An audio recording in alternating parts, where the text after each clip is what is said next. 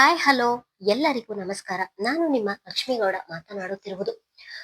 ಯಾರೆಲ್ಲ ಇನ್ನು ನನ್ನ ಕಾಮನಬಿಲ್ಲು ಕಥಾಗುಚ್ಛ ಯೂಟ್ಯೂಬ್ ಚಾನಲ್ ಸಬ್ಸ್ಕ್ರೈಬ್ ಮಾಡದೆ ಕತೆ ಕೇಳ್ತಿದ್ದೀರಾ, ಪ್ಲೀಸ್ ಸಬ್ಸ್ಕ್ರೈಬ್ ಮಾಡಿ ಕತೆ ಕೇಳಿ. ಹಾಗೆ ನನ್ನ ಕತೆ ನಿಮ್ಮೆಲ್ಲರಿಗೂ ಇಷ್ಟ ಆದ್ರೆ ಕಮೆಂಟ್ ಮಾಡಿ, ಶೇರ್ ಮಾಡಿ. ಜಾನಕಿ ರಾಮಕಥೆಯ ಮುಂದುವರೆದ ಸಂಚಿಕೆ. ಕಾರು ಓಡಿಸುತ್ತಿದ್ದವನ ಎದೆಯಲ್ಲಿ ನಡುಕ ಶುರುವಾಯಿತು. ಮನೆಯಲ್ಲಿರುವ ಅಮ್ಮ, ಚಿಕ್ಕಪ್ಪ, ಚಿಕ್ಕಮ್ಮ, ತಂಗಿ, ತಮ್ಮ ಯಾರನ್ನು ಬೇಕಾದ್ರೂ ಎದುರುಗೊಳ್ಳುತ್ತಾನೆ. ಅವರು ಕೇಳುವ ಪ್ರಶ್ನೆಗೆ ಉತ್ತರಿಸುತ್ತಾನೆ. ಆದ್ರೆ ಅವರ ತಂದೆಯನ್ನು ಎದುರುಗೊಳ್ಳುವುದು ಅವನಿಗೆ ಸಾಧ್ಯವಾದ ಕೆಲಸ. ಇವನು ನನ್ನ ಮಗ, ನನ್ನ ಅದೃಷ್ಟದ ಮಗ ಎಂದು ಅತಿ ಹೆಚ್ಚು ಪ್ರೀತಿ ನೀಡಿ ಬೆಳೆಸಿದರು. ಅವನು ಅಷ್ಟು ಓದಿದರೂ ಬೇರೆ ಕಡೆ ಕೆಲಸಕ್ಕೂ ಕಳಿಸದೆ ಮನೆಯಲ್ಲಿ ಇರಿಸಿಕೊಂಡಿದ್ದರು. ಅಂಥದ್ರಲ್ಲಿ ಹೇಳದೆ ಮಗ ಮದುವೆಯಾಗಿ ಬಂದಿದ್ದಾನೆ ಎಂದರೆ ಅವರ ಮನಸ್ಸು ಹೇಗೆ ತಡೆಯುತ್ತದೆ? ಇದೇ ಯೋಚನೆಯಲ್ಲಿ ಕಾರು ಓಡಿಸುತ್ತಿದ್ದನು. ದೇವಸ್ಥಾನದಿಂದ ಮನೆಗೆ ಬರುವ ತನಕ ಜಾನಕಿಯೆಡೆಗೆ ಒಂದು ಬಾರಿಯೂ ನೋಡಿರಲಿಲ್ಲ. ಇತ್ತ ಜಾನಕಿಯ ಮನಸ್ಸಿನಲ್ಲಿ ಏನು ಓಡುತ್ತಿದೆ ಎಂದು ಯಾರಿಗೂ ತಿಳಿದಿಲ್ಲ. ಕಾರಿನಲ್ಲಿ ಕುಳಿತಾಗಿ ನಿಂತಲು ಅವಳ ನೋಟ ಒಂದೆಡೆ, ಅದು ರಸ್ತೆಯೆಡೆಗೆ ಮಾತ್ರ ಇತ್ತು. ಅಪ್ಪಿತಪ್ಪಿಯೂ ಅವಳ ಕಣ್ಣು ಯಾವ ಕಡೆಯೂ ಹೊರಡಲಿಲ್ಲ. ಆ ಕ್ಷಣಕ್ಕೆ ಅವಳ ಯೋಚನೆ ಶೂನ್ಯವಾಗಿತ್ತು. ಮನೆಯ ಮುಂದೆ ಕಾರು ನಿಲ್ಲಿಸಿದವನು ಕೆಳಗಿಳಿದು ಬಂದು ಜಾನಕಿ ಕುಳಿತಿದ್ದ ಬದಿಯ ಕಾರಿನ ಬಾಗಿಲನ್ನು ತೆಗೆದು ಮಾತನಾಡದೆ ಸುಮ್ಮನೆ ನಿಂತನು. ಜಾನಕಿ ಕಾರಿನಿಂದ ಇಳಿಯುತ್ತಿದ್ದ ಹಾಗೆ ರೆಹಮಾನ್ ಮುಂದೆ ಹೆಜ್ಜೆ ಹಾಕಿದರೆ ಅವನ ಹಿಂದೆ ಜಾನಕಿ ಹೆಜ್ಜೆ ಹಾಕಿದಳು. ರೆಹಮಾನ್ ಬಾಗಿಲಿಗೆ ಬಂದವನು ಕರೆಗಂಟೆಯನ್ನು ಒತ್ತಿದನು. ಕರೆಗಂಟೆಯ ಸದ್ದಾದಾಗ ಬಂದು ಬಾಗಿಲು ತೆರೆದ ನಗ್ಮಾ ಅವರಿಗೆ ಅಲ್ಲಿ ನಿಂತಿದ್ದ ಇಬ್ಬರನ್ನು ನೋಡಿ ತಲೆ ಸುತ್ತುವುದೊಂದೇ ಬಾಕಿ. ಆದರೂ ಸಾವರಿಸಿಕೊಂಡು ಜಾನಕಿಯ ಹಣೆಯಲ್ಲಿದ್ದ ಕುಂಕುಮ, ಕೊರಳಿನಲ್ಲಿದ್ದ ಅರಿಶಿಣದ ದಾರದಲ್ಲಿ ಹೊಳೆಯುತ್ತಿದ್ದ ಚಿನ್ನದ ತಾಳಿಯನ್ನು ನೋಡಿದವರು ಜಾನಕಿಯನ್ನು ದಿಟ್ಟಿಸಿ ನೋಡಿದರು. ಈಗ ತಾನೇ ಮದುವೆ ಮಾಡಿಕೊಂಡು ಮಂಟಪದಿಂದ ಬಂದ ಮದುಮಗಳಂತೆ ಕಂಗೊಳಿಸುತ್ತಿದ್ದಳು. ಇಬ್ಬರನ್ನು ನೋಡಿದವರು ಅಲ್ಲಿ ಏನು ನಡೆದಿದೆ ಎಂದು ಗ್ರಹಿಸಿ ಹಿಂದೆ ತಿರುಗಿ, ಅಕ್ಕ, ಬಾವ, ಎಲ್ಲರೂ ಬೇಗ ಬನ್ನಿ ಎಂದು ಗಂಟಲು ನೋವಾಗುವ ಹಾಗೆ ಕೂಗಿದರು. ನಗ್ಮಾ ಅವರು ಉರ್ದುವಿನಲ್ಲಿ ಮಾತನಾಡಿದ್ದು ಸ್ಪಷ್ಟವಾಗಿ ಜಾನಕಿಗೆ ತಿಳಿಯುತ್ತಿತ್ತು. ಹಿಂದಿ, ಉರ್ದು, ತೆಲುಗು, ತಮಿಳ್, ಇಂಗ್ಲಿಷ್ ಎಲ್ಲಾ ಭಾಷೆಯನ್ನು ಕಲಿತಿದ್ದಳು ಜಾನಕಿ. ರೆಹಮಾನ್ ಮನೆಯಲ್ಲಿ ನಡೆಯುವ ಸಂಭಾಷಣೆ ಉರ್ದುವಿನಲ್ಲಿಯೇ ಇರುತ್ತದೆ. ಅದನ್ನು ನಾನು ಕನ್ನಡದಲ್ಲಿಯೇ ಬರೆಯುತ್ತಿದ್ದೇನೆ. ನಗ್ಮಾ ಅವರ ಧ್ವನಿ ಕೇಳಿ ಎಲ್ಲರೂ ಬಾಗಿಲ ಬಳಿ ಬಂದಿದ್ದರು. ದಾನಿಯ ಪ್ರವಾಸಕ್ಕೆಂದು ಹೋಗಿದ್ದರಿಂದ ಫಾತಿಮಾ, ಆತಿಶ್, ರಫೀಕ್ ಮೂವರು ಬಂದವರು ಹಾಗೇ ನಿಂತರು. ಅವರ ಜೊತೆ ಆಯುಷಾ ಕೂಡ ಬಂದವಳು ತನ್ನ ಅಣ್ಣನ ಜೊತೆ ನಿಂತಿರುವ ಹುಡುಗಿಯನ್ನು ನೋಡಿ ಪಿಳಿ ಕಣ್ಣು ಬಿಡುತ್ತಾ ನಿಂತಳು. ಕೊನೆಯಲ್ಲಿ ಬಂದ ಅಬ್ದುಲ್ ಖಾದರ್ ಅವರು, ನಗ್ಮಾ, ಏನಾಯ್ತು, ಯಾಕೆ ಹಾಗೆ ಕೂಗಿದೆ ಎಂದು ಹೇಳುತ್ತಲೇ ಇಷ್ಟರವರೆಗೆ ನೋಡಿರದ ಬಾಗಿಲೆಡೆಗೆ ನೋಟ ಹರಿಸಿದರು. ಅಲ್ಲಿ ಮುದ್ದಿನ ಮಗ ನಿಂತಿದ್ದರೆ ಅವನ ಪಕ್ಕ ಒಂದು ಹುಡುಗಿ, ಅದು ಹಿಂದೂ ಹುಡುಗಿ. ಅವಳ ಕೊರಳಲ್ಲಿ ತಾಳಿ. ನೋಡಿದವರಿಗೆ ತಮ್ಮ ಮುದ್ದಿನ ಮಗ ಮದುವೆಯಾಗಿ ಬಂದಿದ್ದಾನೆ ಎಂದು ತಿಳಿದು ಹೋಗಿತ್ತು. ಮಹಾನ್, ಏನು ಇದು? ಯಾರು ಈ ಹುಡುಗಿ? ಇಲ್ಲಿಗೆ ಯಾಕೆ ಕರೆದುಕೊಂಡು ಬಂದಿದೀಯಾ ಎಂದು ಫಾತಿಮಾ ಮುಂದೆ ಹೋಗಿ ಕೇಳಿದರೆ ರೆಹಮಾನನಿಂದ ಯಾವುದೇ ಉತ್ತರ ಬರಲಿಲ್ಲ. ಮಾಮ್, ಅವನ ಮೌನ ನೋಡಿದ್ರೆ ಗೊತ್ತಾಗಲ್ವಾ? ಡ್ಯಾಡಿಯ ಮುದ್ದಿನ ಮಗ ನಿಮಗೆ ಯಾರಿಗೂ ಹೇಳದೆ ಮದುವೆಯಾಗಿ ಬಂದಿದ್ದಾನೆ ಎಂದು ಕೊಂಕಾಡಿದನು. ಮೊದಲೇ ಉರಿಯುತ್ತಿರುವ ಮನಗಳಿಗೆ ತುಪ್ಪ ಸುರಿಯುವ ಕೆಲಸ ಮಾಡುತ್ತಿದ್ದನು ಆತಿಶ್. ಯಾಕೆ ಸುಮ್ಮನೆ ನಿಂತಿದ್ದೀಯ ಮಹಾನ್? ಬಾಯಿ ಬಿಡು, ನಾನು ಮದುವೆಯಾಗಿ ಬಂದಿಲ್ಲ ಎಂದು ಹೇಳು ಎಂದರು ರಫೀಕ್ ಖಾದರ್ ಅವರು. ದೇವಸ್ಥಾನದಲ್ಲಿ ದೇವರ ಶಿವಪಾರ್ವತಿಯರ ಮುಂದೆ ಆಗಿರುವ ಮದುವೆಯನ್ನು ಸುಳ್ಳು ಎಂದು ಹೇಳಲು ಹೇಗೆ ಸಾಧ್ಯ? ಅವನ ಮೌನವನ್ನು ನೋಡಿದರೆ ನಿನಗೆ ತಿಳಿಯುವುದಿಲ್ಲವ ರಫೀಕ್? ಅದೃಷ್ಟದ ಮಗ ಎಂದು ಮನೆಯವರೆಲ್ಲ ಹೆಚ್ಚಿಗೆ ಪ್ರೀತಿ ನೀಡಿ ಬೆಳೆಸಿದ್ದಕ್ಕೆ ಒಳ್ಳೆಯ ಮರ್ಯಾದೆಯನ್ನು ನೀಡಿದ್ದಾನೆ. ಹೋಗಿ ಹೋಗಿ ಹಿಂದೂ ಹುಡುಗಿಯನ್ನು ಮದುವೆಯಾಗಿ ನಮ್ಮ ಮನೆ ಮಾನ ಮರ್ಯಾದೆಯನ್ನು 3 ಕಾಸಿಗೆ ಹರಾಜು ಹಾಕಿದ್ದಾನೆ ಎಂದು ಕಣ್ಣೀರು ಹಾಕಿದವರು, ಒಂದು ತಿಳ್ಕೊ ಮಹಾನ್, ಈ ಹುಡುಗಿ ನಿನ್ನನ್ನು ಪ್ರೀತಿಸಿ ನಿನ್ನ ಕೈ ಹಿಡಿದಿಲ್ಲ. ನಿನ್ನ ಹಣವನ್ನು ನೋಡಿ ನಾಟಕ ಆಡಿದ್ದಾಳೆ. ಈಗಲೂ ಕಾಲ ಮೆಚ್ಚಿಲ್ಲ. ಇವಳನ್ನು ಈಗಲೇ ಇಲ್ಲಿಂದ ಕಳಿಸು. ನಿಜವಾಗಿಯೂ ಮನೆಯವರ ಮೇಲೆ ನಿನಗೆ ಪ್ರೀತಿ ಇದ್ದರೆ ಈಗಿಂದೀಗಲೇ ಇವಳನ್ನು ಇಲ್ಲಿಂದ ಕಳಿಸು ಎಂದು ಒಡನೆಯೇ ಕೂಗಾಡಿದರು. ಬಹುಶಃ ಫಾತಿಮಾ ಅವರಿಗೆ ಸತ್ಯ ತಿಳಿದಿದ್ದರೆ ಜಾನಕಿಗೆ ಈ ಮಾತು ಹೇಳುತ್ತಿರಲಿಲ್ಲವೇನೋ. ಅಕ್ಕ, ಸಮಾಧಾನ ಮಾಡ್ಕೊಳ್ಳಿ. ಮೊದಲು ಏನಾಗಿದೆ ಎಂದು ಒಳಗೆ ಕುಳಿತು ಮಾತನಾಡೋಣ. ಇಲ್ಲ ನಗ್ಮಾ, ಇವಳು ನನ್ನ ಮನೆಗೆ ಬರಬಾರದು. ಇವಳ ನೆರಳು ಕೂಡ ನಮ್ಮ ಮನೆಗೆ ಸೋಕಬಾರದು. ನೋಡು ಮಹಾನ್, ನಿನಗೆ ಮನೆಯವರ ಮೇಲೆ ಪ್ರೀತಿ ಇದ್ದರೆ ಆ ಹುಡುಗಿಯನ್ನು ಅವರ ಮನೆಗೆ ಬಿಟ್ಟು ಬಾ ಎಂದರು ಫಾತಿಮಾ. ಅವರ ಮುಖದಲ್ಲಿ ಜಾನಕಿಯೆಡೆಗಿನ ಕೋಪ ಎದ್ದು ಕಾಣುತ್ತಿತ್ತು. ಇವರು ಇಷ್ಟೊಂದೆಲ್ಲ ಮಾತನಾಡುತ್ತಿದ್ದರೂ ಜಾನಕಿಯಿಂದ ಒಂದು ಪ್ರತಿಕ್ರಿಯೆಯೂ ಬಂದಿರಲಿಲ್ಲ. ಅವರೆಡೆಗೆ ಅವಳು ನೋಡುತ್ತಲೂ ಇಲ್ಲ. ತಲೆ ಎತ್ತಿ ನಿಂತಿದ್ದರೂ ಅವಳ ಕಣ್ಣುಗಳು ಮಾತ್ರ ನೆಲ ನೋಡುತ್ತಿದ್ದವು. ತಾಯಿಯ ಮಾತು ಕೇಳಿದ ರೆಹಮಾನನಿಗೆ ಈಗ ನಿಜವಾಗಿಯೂ ಭಯ ಆವರಿಸಿತು. ಅಯ್ಯೋ ಮಾಮ್, ಹೀಗೆ ಹೇಳುತ್ತಿದ್ದಾರಲ್ಲ.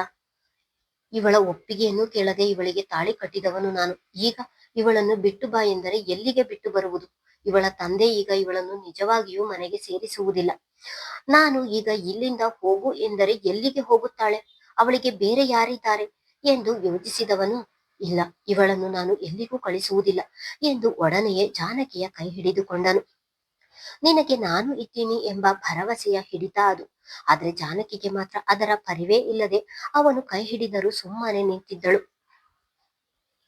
ನೋಡಿದ್ರ ಡ್ಯಾಡ್, ಅಣ್ಣನಿಗೆ ಮನೆಯವರ ಪ್ರೀತಿಗಿಂತ ಇವತ್ತು ಬಂದಿರುವ ಆ ಹಿಂದೂ ಹುಡುಗಿಯೇ ಹೆಚ್ಚಾಗಿದ್ದಾಳೆ. ಅಲ್ಲಿ ನೋಡಿ, ಅವಳ ಕೈ ಹೇಗೆ ಹಿಡಿದಿದ್ದಾನೆ. ಹಿರಿಯ ಮಗ ಎಂದು ತಲೆಯ ಮೇಲೆ ಹೊತ್ತು ಮೆರೆಸಿದ್ರಲ್ಲ, ನಿಮಗೆ ಆಗಬೇಕಾಗಿದ್ದೆ. ಅವಳು ಯಾರೇ ಆಗಿರಲಿ, ಈಗ ಮದುವೆ ಹೇಗಾದರೂ ಆಗಿರಲಿ, ಅವಳು ನನ್ನ ಅಣ್ಣನನ್ನು ಮದುವೆಯಾಗಿ ಅತ್ತಿಗೆಯ ಸ್ಥಾನದಲ್ಲಿದ್ದಾಳೆ ಎನ್ನುವ ಸಾಮಾನ್ಯ ಜ್ಞಾನ ಕೂಡ ಆತಿಶ್ನಲ್ಲಿ ಇಲ್ಲದೆ ಹೋಯಿತು.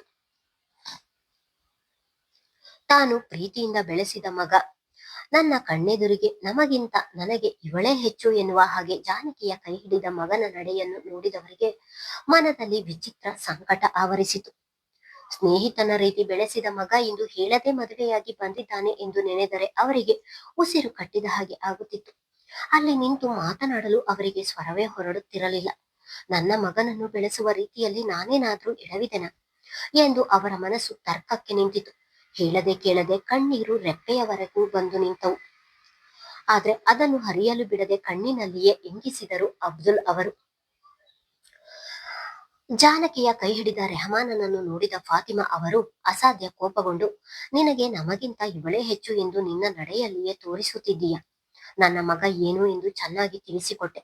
ಈಗ ನಿನ್ನ ಗುಣ ತಿಳಿದಿದ್ದು ಒಳ್ಳೆಯದೇ ಆಯ್ತು ಎಂದವರು ಬರುತ್ತಿದ್ದ ಕಣ್ಣೀರನ್ನು ಒರೆಸಿಕೊಂಡು, ನಮ್ಮ ಮಾತನ್ನು ಕೇಳದ ನಿನಗೂ ಕೂಡ ನನ್ನ ಮನೆಯಲ್ಲಿ ಜಾಗ ಇಲ್ಲ. ಈಗಿಂದೀಗ್ಲೇ ಇವಳನ್ನು ಕರೆದುಕೊಂಡು ಹೊರಟು ಹೋಗು.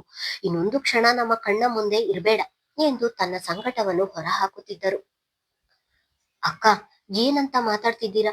ಈಗ ಇವನು ಮನೆಯಿಂದ ಹೊರಗೆ ಹೋಗಿ ಹೇಗೆ ಜೀವನ ಮಾಡುತ್ತಾನೆ ಎಂದರು ನಗ್ಮಾ, ಅವನ ಪರ ವಹಿಸಿ ಮಾತಾಡ್ಬೇಡ. ಮದುವೆಗೂ ಮುಂಚೆಯೇ ಅವನಿಗೆ ಯೋಚನೆ ಇರ್ಬೇಕಿತ್ತು. ಈ ಊರಲ್ಲಿ ತಲೆ ಎತ್ತಿ ನಡೆಯುತ್ತಿದ್ದ ನನ್ನ ಮತ್ತು ನನ್ನ ಅಣ್ಣನ ತಲೆ ತಗ್ಗಿಸುವ ಹಾಗೆ ಮಾಡಿದ್ದಾನೆ. ಎಲ್ಲಾದ್ರೂ ಹೋಗ್ಲಿ, ನೀನು ಮಾತ್ರ ತಡೆಯಬೇಡ. ಅಣ್ಣನ ಮಗನಾದರೂ ಚಿಕ್ಕಂದಿನಿಂದಲೂ ಮಗನ ಹಾಗೆ ಬೆಳೆಸಿದವರಿಗೆ ಅವನು ಹೇಳದೆ ಮದುವೆಯಾಗಿದ್ದಾನೆ ಎಂಬ ವಿಷಯ ಅರಗಿಸಿಕೊಳ್ಳಲು ಆಗುತ್ತಿರಲಿಲ್ಲ. ಚಿಕ್ಕಪ್ಪ ತನ್ನ ವಿರುದ್ಧ ಮಾತನಾಡಿದ್ದನ್ನು ಸಹಿಸದವನು, ಚಿಕ್ಕು, ನನಗೆ ಒಂದು ಅವಕಾಶ ಕೊಡಿ, ಏನು ನಡೆಯಿತು ಎಂದು ಹೇಳುತ್ತೇನೆ ಎಂದು ವಿನಂತಿಸಿದನು. ನಮಗೆ ನಿನ್ನ ಸಮಜಾಯಿಷಿ ಬೇಕಾಗಿಲ್ಲ. ಈಗಾಗ್ಲೇ ನಿನ್ನ ವಿಷಯದಲ್ಲಿ ನನ್ನ ಮನಸ್ಸು ಮುಚ್ಚಿ ಹೋಗಿದೆ. ಅದರ ಜೊತೆಗೆ ಈ ಮನೆ ಬಾಗಿಲು ಕೂಡ ಮುಚ್ಚುತ್ತೀನಿ ಎಂದವರು ಒಡನೆ ಬಾಗಿಲನ್ನು ಮುಚ್ಚಲು ಮುಂದೆ ತಳ್ಳಿದರು. ಅಷ್ಟರಲ್ಲಿ ಫಾತಿಮಾ ಎಂದು ಗಡಸು ಧ್ವನಿಯಲ್ಲಿ ಕೂಗಿದರು. ಅವರ ಮಾತಿಗೆ ಅರ್ಧ ಮುಚ್ಚಿದ ಬಾಗಿಲನ್ನು ಹಿಡಿದು ಹಾಗೇ ನಿಂತರು ಫಾತಿಮಾ. ಇಬ್ಬರನ್ನು ಒಳಗೆ ಬರಲು ಬಿಡು ಎಂದು ಹಿಂದಕ್ಕೆ ಕೈ ಕಟ್ಟಿ ಎತ್ತಲೋ ನೋಡುತ್ತಾ ಗಂಭೀರವಾಗಿ ಹೇಳಿದರು. ಅವರ ಮಾತಿಗೆ ಆಶ್ಚರ್ಯವಾದವರು, ರೀ, ಏನು ಹೇಳ್ತಿದ್ದೀರಾ ನೀವು ಎಂದರು. ನಾನು ಹೇಳಿದ್ದು ನಿನಗೆ ಅರ್ಥ ಆಯ್ತು ಎಂದುಕೊಳ್ಳುತ್ತಿದ್ದೇನೆ. ಅವರು ಒಳಗೆ ಬರಲು ಬಿಡು ಎಂದವರು ಎಲ್ಲರಿಗೂ ಹೇಳುತ್ತಿದ್ದೇನೆ, ಸರಿಯಾಗಿ ಕೇಳಿಸಿಕೊಳ್ಳಿ. ಈ ವಿಷಯವನ್ನು ಯಾರೂ ಮನೆಯಲ್ಲಿ ಮಾತನಾಡುವ ಹಾಗಿಲ್ಲ. ಈ ವಿಷಯವನ್ನು ಇಲ್ಲಿಗೆ ಬಿಡಬೇಕು. ಎಲ್ಲರೂ ಹೋಗಿ ನಿಮ್ಮ ನಿಮ್ಮ ಕೆಲಸ ನೋಡಿಕೊಳ್ಳಿ ಎಂದು ಅದೇ ಗಂಭೀರತೆಯಲ್ಲಿ ಹೇಳಿದ ಅಬ್ದುಲ್ ಅವರು ಅಲ್ಲಿ ನಿಲ್ಲದೆ ಪಕ್ಕದಲ್ಲಿದ್ದ ತಮ್ಮ ಕೋಣೆ ಸೇರಿಕೊಂಡರು. ಅವರ ಮಾತಿಗೆ ಅಲ್ಲಿ ನಿಂತಿದ್ದ ಕೆಲಸದವರು ಮೊದಲು ಅಲ್ಲಿಂದ ಚೆದುರಿದರು. ನಂತರ ಫಾತಿಮಾ ಅವರು ಜಾನಕಿಯರಿಗೆ ಕೆಂಗಣ್ಣು ಬೀರುತ್ತಾ ತಲೆಯ ಮೇಲಿದ್ದ ಅದೇ ಸೀರೆ ಸೆರಗನ್ನು ಕೈಯಲ್ಲಿ ಹಿಡಿದು ಮುಷ್ಟಿ ಮಾಡುತ್ತಾ ಅಲ್ಲಿಂದ ಬಿರುಸಾಗಿ ಅಡಿಗೆ ಕೋಣೆ ಸೇರಿದರು. ನಂತರ ಕೋಪದಲ್ಲಿಯೇ ಅಲ್ಲಿಂದ ಸರಿದು ಹೋಗಿದ್ದನು ಆತಿಶ್. ರಫೀಕ್ ಅವರು ಕೂಡ ತಮ್ಮ ಕೋಣೆ ಸೇರಿದರು. ಇನ್ನು ಅಲ್ಲಿ ಉಳಿದದ್ದು ನಗ್ಮಾ ಮತ್ತು ಆಯಿಷಾ ಮಾತ್ರ. ಮಹಾನ್, ಭಾವನವರೇ ಹೇಳಿ ಆಯ್ತಲ್ಲ, ನೀನ್ ಯಾಕೆ ಅಲ್ಲಿಯೇ ನಿಂತಿದ್ದೀಯ? ನಿನ್ನ ಹೆಂಡತಿಯನ್ನು ನಿನ್ನ ಕೋಣೆಗೆ ಕರೆದುಕೊಂಡು ಹೋಗು ಎಂದರು. ಜಾನಕಿಯ ಕೈ ಇನ್ನು ರೆಹಮಾನನ ಕೈಯಲ್ಲಿ ಬಂದಿಯಾಗಿತ್ತು. ಅವಳ ಕೈ ಬಿಡದೆ ಹಾಗೆಯೇ ಮೆಟ್ಟಿಲತ್ತಿ ಅವಳನ್ನು ಕೋಣೆಗೆ ಕರೆದುಕೊಂಡು ಬಂದಿದ್ದನು. ಅವರು ಕೋಣೆಗೆ ಹೋಗುತ್ತಿದ್ದ ಹಾಗೆ, ಮಮ್ಮಿ, ಆ ಆಂಟಿ ಯಾರು ಕೇಳಿದಳು ಪುಟ್ಟ ಆಯಿಷಾ. ಅವಳು ನಿನಗೆ ಆಂಟಿಯಲ್ಲ, ಅತ್ತಿಗೆ ಎಂದವರು ಅವಳನ್ನು ಕರೆದುಕೊಂಡು ಅಲ್ಲಿಂದ ಹೊರಟಿದ್ದರು.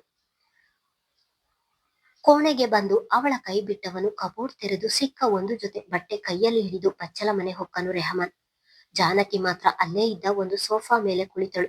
ಈಗಲೂ ಕೂಡ ಅವಳ ಕಣ್ಣಲ್ಲಿ ಒಂದು ಹನಿ ಕಣ್ಣೀರು ಬರಲಿಲ್ಲ. ಬಚ್ಚಲ ಮನೆಯಲ್ಲಿ ತಣ್ಣೀರಿನ ಸ್ನಾನ ಮಾಡಿ ಬಟ್ಟೆ ಧರಿಸಿ ಹೊರಗೆ ಬಂದವನು ಜಾನಕಿ ಸೋಫಾ ಮೇಲೆ ಕುಳಿತಿರುವುದನ್ನು ನೋಡಿ ಅವಳ ಜೊತೆ ಮಾತನಾಡದೆ ಹೊರಗೆ ಹೋಗಿ ಕಾರಲ್ಲಿ ಇದ್ದ ಅವಳ ಬಟ್ಟೆ ಬ್ಯಾಗ್ ಅನ್ನು ಹಿಡಿದು ಬಂದು ಅವಳು ಕುಳಿತಿದ್ದ ಮುಂದೆ ಇರಿಸಿದವನು ಅಲ್ಲಿಂದ ಪುನಃ ಹೊರಗೆ ಹೋಗಿದ್ದನು. ಮುಂದುವರಿಯುವುದು. ಧನ್ಯವಾದಗಳು.